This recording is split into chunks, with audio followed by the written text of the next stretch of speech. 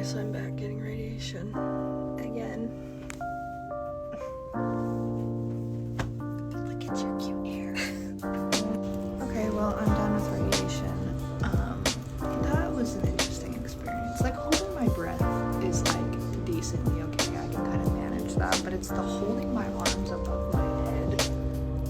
Oh my gosh. Like, it looked like my arm was dislocated because I could not move it because of the lack